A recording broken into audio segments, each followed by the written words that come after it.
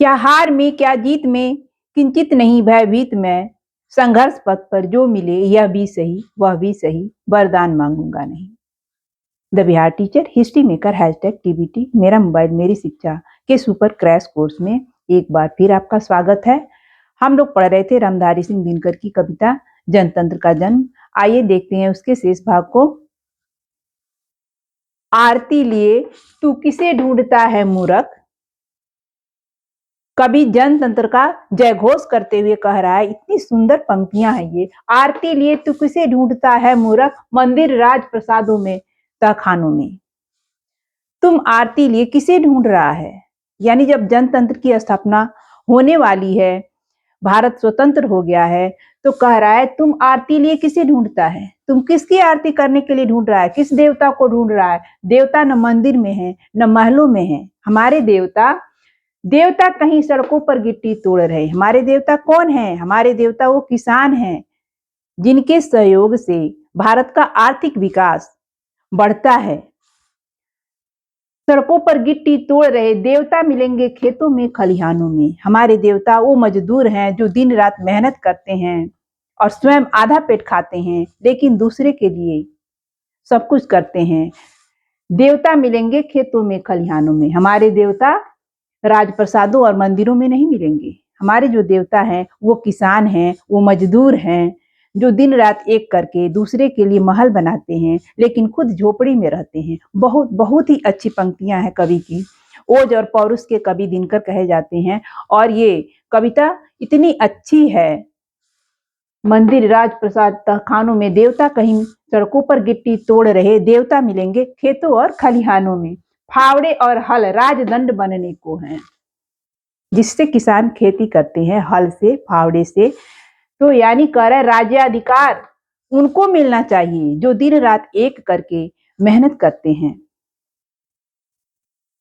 राजदंड बनने को है, धूसरता सोने से श्रृंगार सजाती है। भारत गांव का देश कहलाता है, तो कवि कह रहा है धूसरता अर्थात जो मटमैलापन है। अर्थात खेती कहाँ होती है?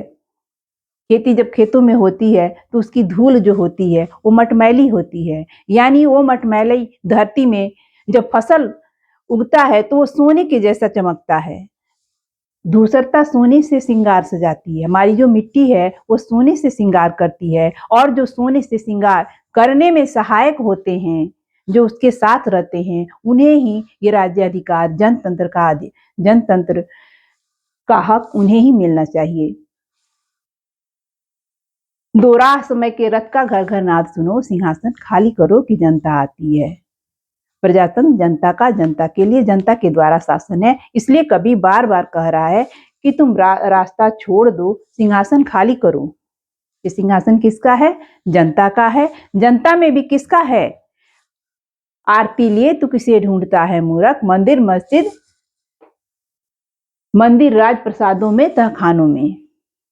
हमारे जो देवता हैं वो किसी मंदिर में नहीं निवास करते हैं, वो महलों में नहीं निवास करते हैं। हमारे देवता तो खेतों और खलिहानों में मिलेंगे जो दिन रात मेहनत करते हैं, और उन्हें ही ये हक मिलना चाहिए कि वो शासन करें।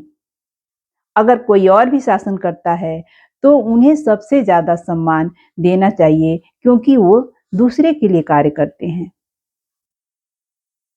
आइए अब इसमें कुछ प्रश्न हैं।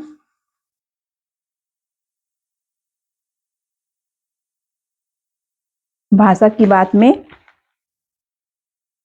पर्यायवाची दिया हुआ है।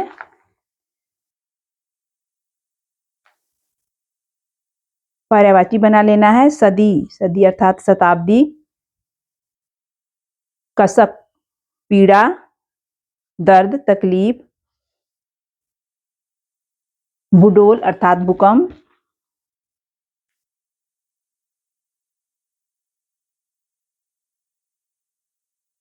इसके बाद से आपका लिंग निर्णय है। समास है। समास में ठंडी बुझी, जाड़े पाले और लंबी बड़ी में द्वंद्व समास है। दुधमुही में कर्मधारय समास है। और भी जो शब्द हैं उन पे आप ध्यान दीजिएगा। मिलते हैं अगली कक्षा में। धन्यवाद।